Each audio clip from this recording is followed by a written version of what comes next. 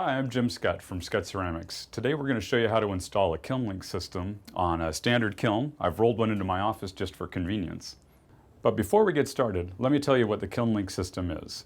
Basically, in a nutshell, it's internet-based kiln monitoring. So the kiln can report out to the cloud, and then from any computer or any smartphone, you can actually see what the kilns are doing. You can also get email notifications and SMS text messages, so you don't have to have a smartphone to find out what your kilns are doing.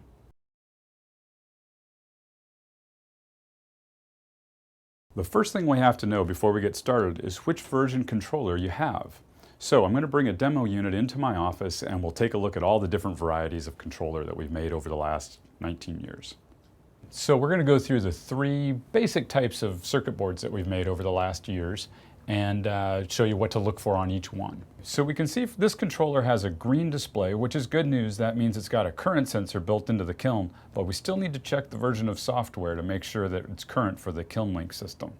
To do that, we press the menu button twice, then enter, and then keep pressing the menu button until we get down to software version. As soon as I press this, the software version is only going to flash for a second or two, so you've got to be kind of quick. And we're looking for H or later in the last character. S7KE. We need to be H or I later in the alphabet to make sure that we've got the KilnLink programs and commands built into the controller. So on this controller, the second character was a 7. That means it's a 775 board, and we can flash upgrade the software in the controller, but you'll have to send it back to the factory for us to do that. Okay, so we've put on a slightly older board. It's still got a green display, which means it still has a current sensor, but let's check the software version on this board as well.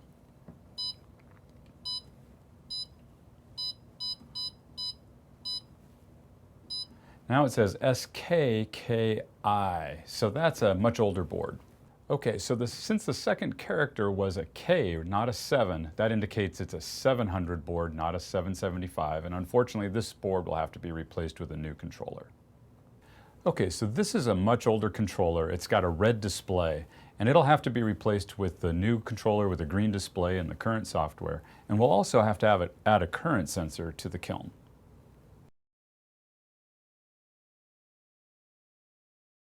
All right, since this kiln has a red display on the controller, we're going to have to remove the red box from the kiln and install a current sensor. So, like always, when you're working on a kiln, unplug it first from the wall. Then in this case, we'll take off the 6 screws down the left-hand side, open the box up, and we'll remove the feeder wires and the thermocouple wire from the terminal strip. I'm going to put it up on the desk here in a second. So I've got the screws off and the feeder wires off the kiln, and one of the nice things about a Skutt KM box is at this point you can just lift it right up off of the hinges and the whole box is free.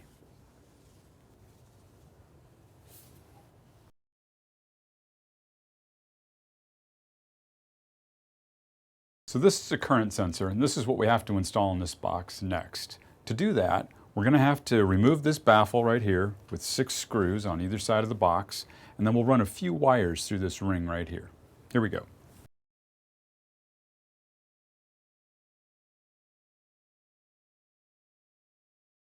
There, now the last screw's out of the baffle, and we'll just lift it out of the box and set it over like this. Okay, so here's the current sensor, the toroid, the ring, and these are the wires that we're going to have to pass through that. To figure out which wires, we'll take this and flip it over for a second. And you notice they're numbered 1 through 6. On a 2-section kiln, it would just be, there'd only be 4 wires attached. So we're going to pick off the first few odd numbers. So number 1, number 3, and in this case number 5, because it's a 3-section kiln. And we've got to take them off one at a time and run them through that ring and put them back on the terminal strip. So here's number 1. Pass that one through. And number 3. And as you reattach these screws, make sure that they're good and snug on the terminal strip. You can't have a loose connection here. So I'm going to go back through and check them all. Make sure they're tight.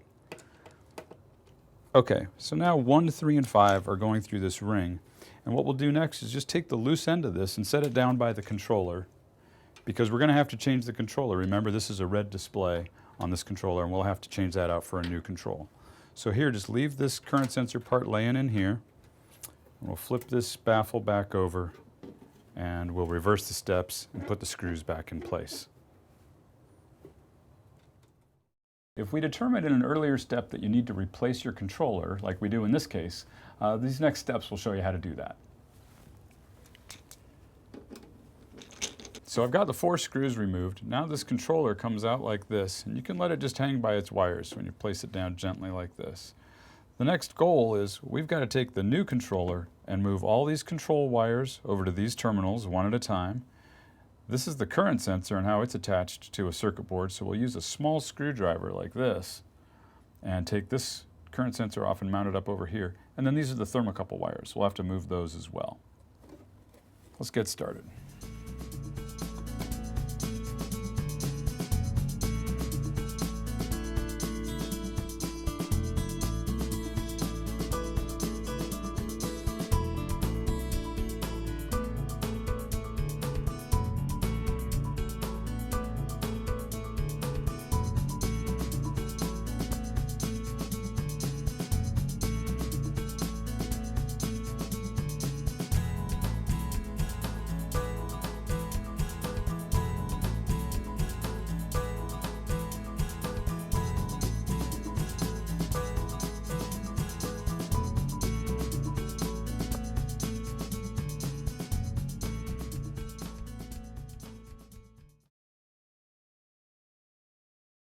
All right, so in this next step, we've got a wedge of sheet metal here called an EZView, and the controller is going to mount on this, and inside it, it has a product called a link board. So that's got a jack for the KilnLink communications here, a couple diagnostic LEDs, and then this last jack here is for the EnviroLink, and that's a way of interfacing the controller to a little module that controls the Enviro vent, or it could actually interface with something else in the physical world as well through output 4 on the circuit board. So the first step here is to take this controller, now it's hanging here, and we'll just thread it right through the EZView, and we'll mount it up onto that sheet metal with 2 of the screws that you removed earlier. Line that up. Okay, so now we've got these bottom 2 screws in place. Now the touchpad's sitting on the EZView, and we'll come back here and make some electrical connections.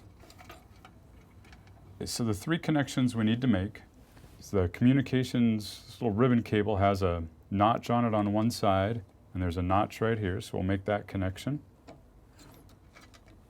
Then we'll take, of these 2 red wires, take the one that is a single. There's a single and then there's a piggyback connector. The single one goes up onto output 4 up at the top of the circuit board. Right here, and just push it on. And then this last one with the piggyback connector goes down on the center tap that goes to the transformer. So that's this one buried right down in here. We'll take that center tap off of the circuit board, put this piggyback connector on, and then we'll take the center tap and put it back on the piggyback. Like that.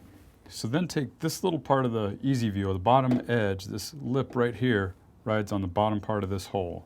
So as you tip it up, put it in place, and then push down, and it stops going down that way. And then take 2 more screws, put it right on top, and got to go right into the old sheet metal holes in the red box behind.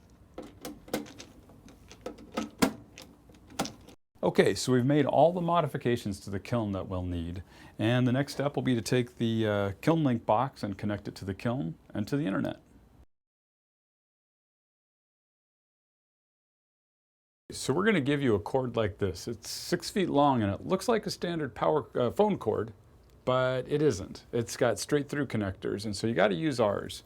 First end of it goes right in here on the side of the KilnLink, snaps into place, and then we'll zip tie it down to the power cord.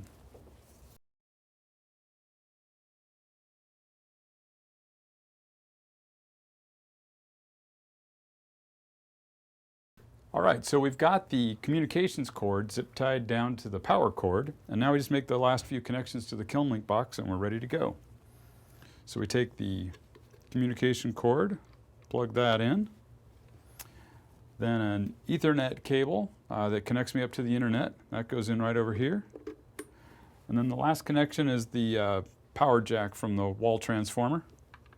That goes right here. And then there'll be a few diagnostic LEDs down here. If we have any trouble with the communications, we'll be able to troubleshoot it from this. And then we recommend putting this up on the wall, like so. In future products, we'll have the mounting holes for the link board punched right in the main control box, so you won't need the EZView, and that'll make the connections a little bit easier. You'll buy the link board, connect the ribbon cable and the output cables. If you have multiple kilns, you'll need to take the following steps to connect each subsequent kiln to the KilnLink network. With every kit, you'll get the parts you need. If you're just connecting a single kiln, you won't need these, but for multiple kilns, you'll have to use a wall jack and a splitter. Let me show you how to do it. Every KilnLink kit comes with a 25-foot communication cable and a 6-foot communication cable, a wall jack that's duplexed, and a splitter. And the steps would be take a 25-foot cable, plug it into the KilnLink box, and plug it into the first wall jack. Install the splitter in the second jack. Then take a 6-foot cable. This one will go down to the kiln. And then take one more 6-foot cable and spread it out like this, and it will go off to the next wall jack and the second kiln. When it's complete, it will look something like this.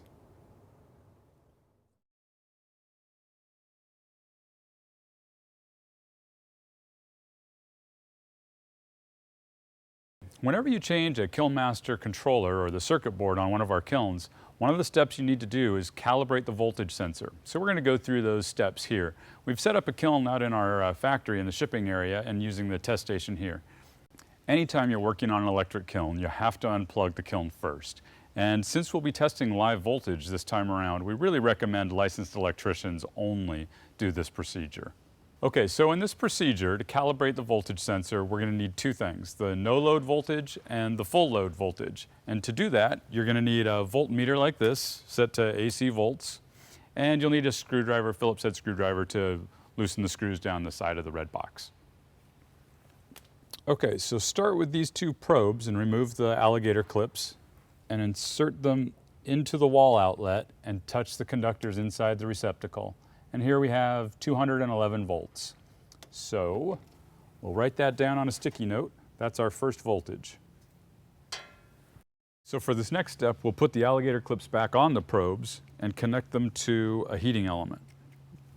We'll use the top element right here, go right onto those crimp connectors. For this step, we'll go into the diagnostic menu and go into the voltage calibration routine. Press menu twice until it says diagnostic, then press enter. Press menu again until it says volts, then press enter. Now it's asking for the no load voltage, and when that comes up, press 443, and you'll see calibration 1. That's where we'll enter in this first value that we have from the static voltage, 211 volts. Now the relays turn on and we look to the voltmeter and it says 205 volts. And we'll enter in that value. It's that simple. So now all you have to do is unplug the kiln, remove the meter leads, and put the 6 screws back in the red box. The voltage sensor is now calibrated, and so whether you use the diagnostic from the keypad or KilnLink, you'll have good accurate data both with the amperage and the voltage sensor.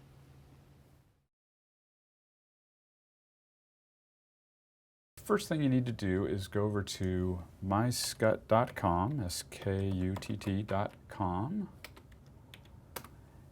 and you'll be presented with a login screen, and we'll provide you with that username and password.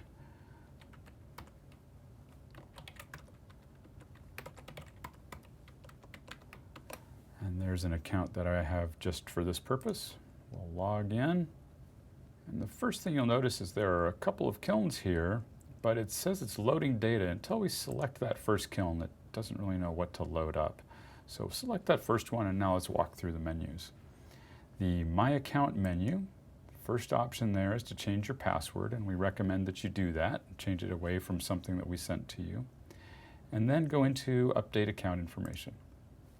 All right, here you've got the General tab where you'll select Corporate or Personal. We actually have that set up for you when we set up the account. And pick your time zone and save the changes. We'll go over to Company Information, and here's where you'd make any edits. We'll give it our best attempt, but if you want to adjust any of the address or zip code information, please do that. And let's say Save.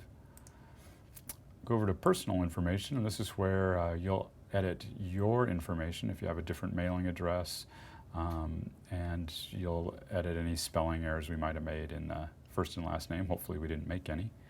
Again, in between each of these tabs, you'd need to press Save if you made any changes. And here we go to phone numbers. Let's add a phone number. You've got 3 different types. You've got home and mobile and work. Let's add a mobile phone number type, and we'll put in 503-555-1212 or 1515. And in this case, we're going to set it up for using text alerts, but make sure you have a really full text plan if you're going to do this. We can send out a lot of alerts, so we recommend unlimited texting if you're going to use this option. And then we need to know which carrier. In this case, we'll just select AT&T Wireless and say Save. And once that happens, the phone number shows up over here. And let's move on to email, which is a very similar process. We'll go to the Email tab, add an email, and you'll type it in here. Let's just do test@skutt.com. And then we need to say Save. Once it says OK, then there's a second process to validate the email. You go back in, select the one you just created, and then click Send Verification. At this point, it gives you a little message that says make sure that you whitelist anything coming from administrator@myskutt.com so it doesn't go in your junk mail. That's just a little warning there. And now the verification is sent out to your inbox, and you'll go into your inbox to click a link, and that'll finish that verification process. When those things are done, we'll close the window, go back up here to My Account, and let's go to Manage Users. You'll notice the user interface is pretty similar. If you wanted to add a new user, just like with a phone number and an email, you'll go down here to the Add User button, put in a first name. I'm not going to be very creative here. And let's do John.Smith. And the password needs to have at least one upper and lower case character and a number and a punctuation. And I'm going to put in a short one just so you can see the error. And there it is. It says, a little pop-up says validation error. Has to be between 8 and 20 characters. You have to have one upper and lower case letter, and it has to have at least one special character and have at least one number. I know it seems complicated, but we want to make sure that nobody gets into your account. So let's try a better password. There, that one should do it. At this point, most of you are pretty familiar with how to enter in strong passwords into internet sites, websites. Select which type of user it's going to be, a basic user or an administrator. In this case, I'll say administrator, and administrators can set up alerts and add other users, things like that. And there we go. And it says the changes have been saved. So that's terrific there. If you wanted to delete a user, of course, you could just go into the one we just created and say delete. It gives you a warning, and after each action, it gives you a little confirmation box. Okay, let's close that window and keep right on going. The last item here in My Account is Manage Network, and when you click on that, you'll see your kilns over here, and this is where you can edit any information about the type of kiln. When we send them to you, if we don't know the model and voltage and phase and serial number, it'll just say Other, and we recommend that you fill all this out to get the full benefit of KilnLink. In this particular case, I've got all these things in here. But notice the kiln ID. This has to match up with a field that's entered on each controller. Each touchpad has to have a unique number assigned to it through that menuing system.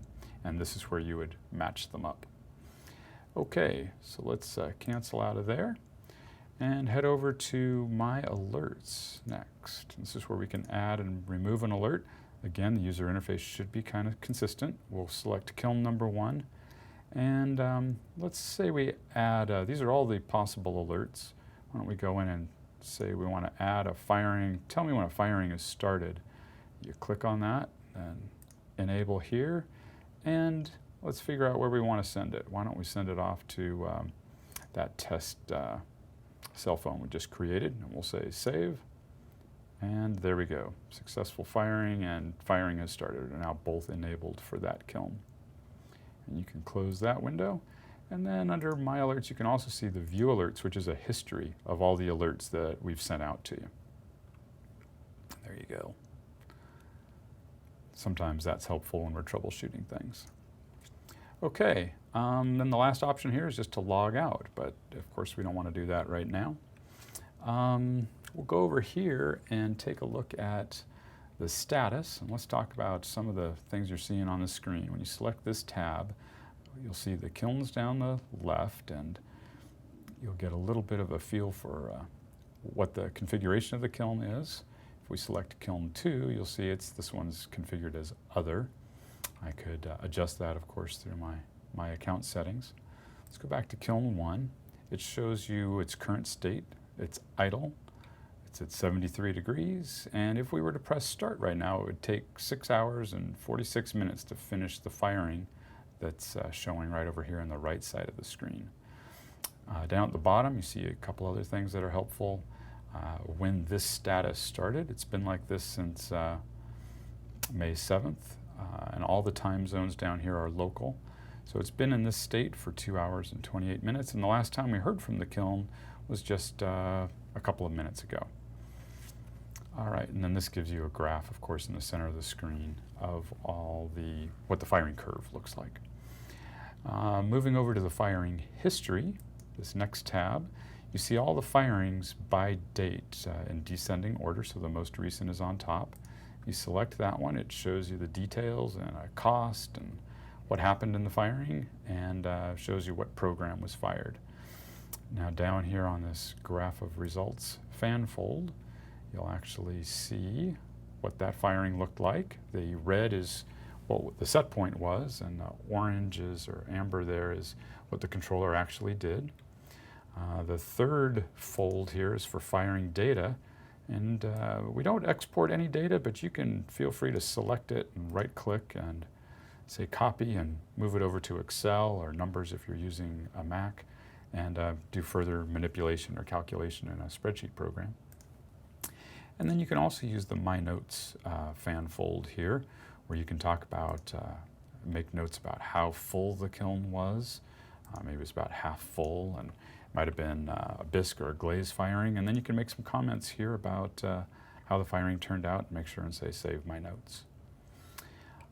The next tab would be the Diagnostics tab, and of course there's lots of useful information here.